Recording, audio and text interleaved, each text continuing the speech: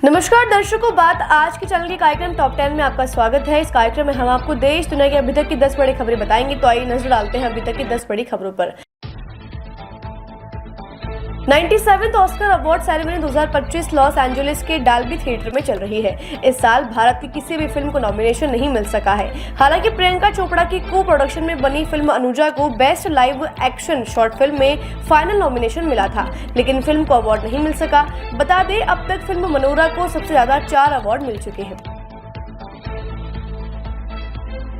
विश्व वन्य जीव दिवस पर आज पीएम मोदी गिर नेशनल पार्क पहुंचे, जहां उन्होंने सफारी की। पीएम बनने के बाद शासन और सफारी का ये उनका पहला कार्यक्रम है। सफारी के बाद पीएम शासन के सिंह सदन में पहुंचे, जहां उन्होंने वन्य जीव बोर्ड की अध्यक्षता की, जिनमें कुल 47 सदस्य शामिल रहे। इनमें सेना प्रमुख, विभिन्न राज्यों के सदस्य, एनजीओ, वन सचिव आदि प्रमुख रहे। इसके बाद पीएम मोदी सीधे दोपहर 12 बजे सोमनाथ मंदिर पहुंचे और वहाँ दर्शन और पूजा अर्चना की। कुंभ खत्म होने के बाद रामलला में श्रद्धालुओं की संख्या अब सामान्य होने लगी है। इस बीच श्री राम जन्मभूमि तीर्थ क्षेत्र ने प्रभु श्री राम के दर्शन की समय अवधि के साथ आरती में बदलाव किए हैं। आज से सुबह मंदिर के पट 6 बजे खुलेंगे। श्रृंगार आरती के बाद 6:30 बजे से 11:50 तक श्रद्धालु दर्शन कर पाएंगे। इसके बाद 12 बजे राजभोग के लिए मंदिर के कपाट को बंद किया जाएगा। इसके बाद दोपहर 1 बजे से शाम 7 बजे तक 6:50 तक भक्त दर्शन कर सकेंगे, जिसके बाद 7 बजे संध्या आरती होगी। फिर 9:45 बजे तक दर्शन के बाद 10 बजे शयन आरती के पश्चात मंदिर के पट बंद किए जाएंगे। मध्य प्रदेश के बालाघाट जिले में एक बाघ मृत मिला, जिसके गले में तार फंसा हुआ था। वन परिक्षेत्र अधिकारी बाबूलाल चड्ढा ने बताया कि उन्होंने कटंगी क्षेत्र में एक घायल बाघ के बारे में सूचना मिली थी। जब तक वह मौके पर पहुंचे तब तक बाघ की मृत्यु हो चुकी थी। चड्ढा ने कहा कि हमें संदेह है कि उसकी मौत भूख और पानी की कमी के कारण हुई होगी, क्योंकि उसके गले में तार फंसा हुआ था। वन अधिकारियों को संदेह है कि बाघ ने जंगली सुअरों को फसल नष्ट करने से रोकने के लिए खेत के चारों ओर लगाई गई तार की बाड़ को पार करने की कोशिश की होगी। कनाडा के पीएम जस्टिन ट्रूडो ब्रिटेन के महाराजा चार्ल्स द्वितीय से मुलाकात करेंगे। मुलाकात में ट्रूडो कनाडा को 51वां राज्य बनाने की अमेरिका की धमकियों पर चर्चा करेंगे। कनाडा को अमेरिका में मिलाने की ट्रंप की धमकियों पर चुप्पी साधने के कारण महाराजा की कनाडा में आलोचना हो रही है। ट्रूडो ने कहा, कनाडाई लोगों के लिए इस समय एक राष्ट्र के रूप में हमारी संप्रभुता और हमारी स्वतंत्रता के लिए खड़े होने से अधिक महत्वपूर्ण कुछ नहीं है। चार्ल्स कनाडा में राष्ट्र प्रमुख है। कनाडा में राजशाही विरोधी आंदोलन ज्यादा नहीं है, लेकिन ट्रंप की धमकियों पर महाराजा की चुप्पी ने इस मामले पर चर्चा को बढ़ावा दिया है।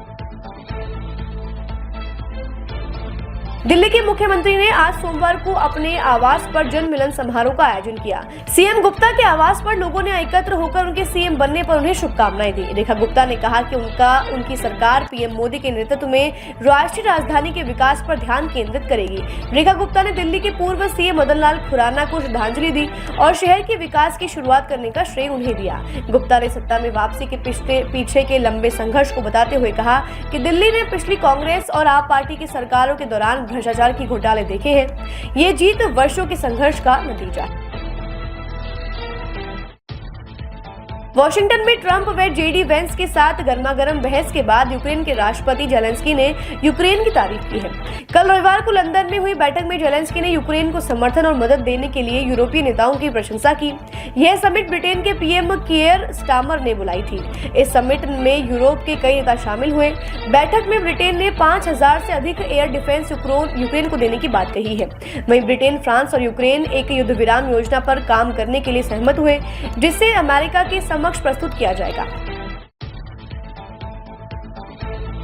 जम्मू कश्मीर के पुंछ पुलिस ने कल पुंछ जिले के कस्बा और किरनी गांव में पाकिस्तान से सक्रिय 3 आतंकवादियों की लगभग 15 कनाल भूमि की 4 संपत्तियों को जब्त कर लिया है, जिनकी कीमत लगभग 28 लाख रुपए बताई जा रही है। यह संपत्ति नजबीन दीन, मोहम्मद लतीफ और मोहम्मद बशीर उर्फ टिक्का खान की है, जो पाकिस्तान के कब्जे वाले कश्मीर पीओके में भाग गए हैं और वहां से आतंकवादी गतिविधियों को बढ़ावा दे रहे हैं। शांति भंग करने और सामाजिक सद्भाव को खतरे में डालने में वे सक्रिय रूप से काम कर रहे हैं। जम्मू कश्मीर पुलिस ने उनके खिलाफ गिरफ्तारी वारंट भी जारी कर रखा है। भोपाल में एक 82 वर्षीय चिकित्सक और उसकी बेटी रविवार को अपने घर में मृत पाए गए। पुलिस को शव के पास से एक पत्र मिला जिसमें मृतक ने अपनी नाम डॉक्टर हरिकिशन शर्मा बताते हुए लिखा कि वह 4 वर्ष पहले उसकी खोई पत्नी को खोने के गम से उभर नहीं पाया है और उसकी बेटी भी अपनी मां को खोने के बाद अवसाद में है। शर्मा की बेटी भी होम्योपैथिक चिकित्सक थी। पत्र से दोनों पिता पुत्री ने अपने देह दान करने का अनुरोध किया है ताकि चिकित्सक अध्ययन कर सके। पुलिस ने इस पर कानूनी राय लेने का फैसला किया है। हरियाणा में कांग्रेस महिला कार्यकर्ता हिमानी का शव मिलने के बाद उसकी मां ने कहा, आरोपी कोई अपना ही है और नजदीकी ही है। आरोपी कोई ऐसा है जो मेरे घर आता था और जिस पर मैं सबसे ज्यादा विश्वास करती हूँ क्योंकि मैं अन्याय के खिलाफ कदम उठाती थी। मैं किसी का गलत बर्दाश्त नहीं करती थी। वहीं पुलिस द्वारा एक आरोपी गिरफ्तार करने पर हिमानी के भाई जितिन ने कहा कि आज हम उसका अंतिम संस्कार करेंगे, हमें न्याय मिलेगा।